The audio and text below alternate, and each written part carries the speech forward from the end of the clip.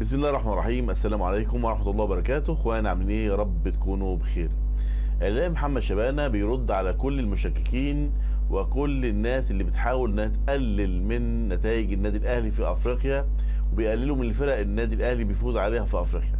لكن قبل ما نشوف او نسمع او نتكلم عن محمد شبانة ورده على رضا عبد العال وخالد غندور، يلا بينا نسمع خالد غندور وهو بيعلق على المشوار او نهاية المشوار الافريقي بين النادي الاهلي واي فرقة هتقابله في النهائي، بالاخص صن داونز، ونرجع لبعض تاني.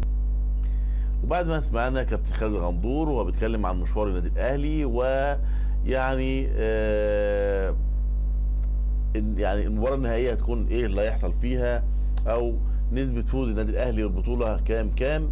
نرجع بقى دلوقتي للاعلامي محمد شبانة. محمد شبانة من الاعلاميين المحترمين جدا اللي بيتكلموا بحيادية ومصداقية، ولها شعبية كبيرة جدا وحب عند الجمهور الاهلاوي بالاخص، مع انه او محسوب على الزملكاوية او محسوب على الاعلاميين الزملكاويه اللي هم بينتموا وبيشجعوا نادي الزمالك، لكنه عنده من الحياديه والنزاهه ان هو بيخرج مشاعره او حبه لنادي، ولما بيقعد يعني يتكلم صحافه او يتكلم اعلام او بيتكلم في الاستوديو بيبقى عنده الحياديه اهم شيء في الموضوع والصراحه والوضوح.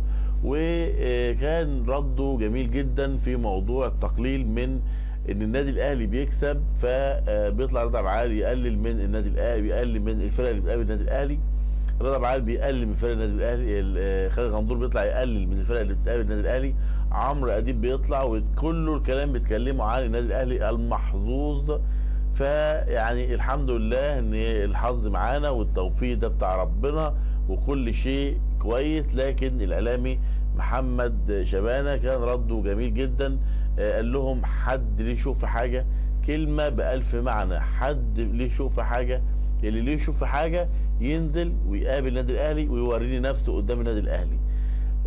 لو أي حد زملكاوي مثلا من اللي هم فريق الزمالك أو أي حد في أفريقيا أو أي حد يعني فرقة، يعني أي فرقة في أفريقيا، زمالك أي فرقة، يوريني نفسه وينزل قدام النادي الأهلي.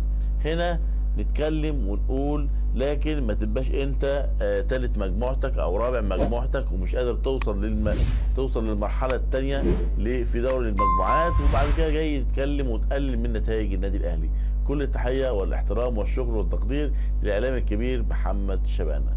بشكركم والسلام عليكم ورحمه الله وبركاته.